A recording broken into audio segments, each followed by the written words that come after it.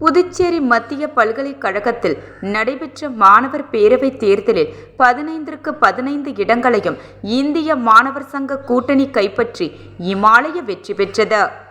புதுச்சேரி மத்திய பல்கலைக்கழகத்தில் மாணவர் பேரவைத் தேர்தல் மற்றும் பாலியல் புகார் குழுக்கள் மாணவர் பிரதிநிதிகளுக்கான முதல்கட்ட தேர்தல் 5/11/2025 அன்று நடத்தப்பட்டது.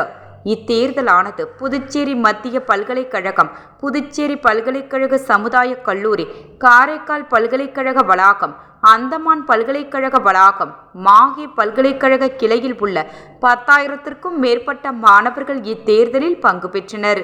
துறை வாரியாக யூஜி, பிஜி, ஆராய்ச்சி மாணவர்கள் என 3 பிரிவுகளாக 115 இடங்களும் பாலியல் புகார் கமிட்டி பிரதிநிதிக்கான தேர்தல் நடைபெற்றது. இதில் 70க்கும் மேற்பட்ட இடங்களில் இந்திய மாணவர் சங்கம், அனைத்திந்திய மாணவர் பெருமன்றம் கூட்டணி வெற்றி பெற்றது.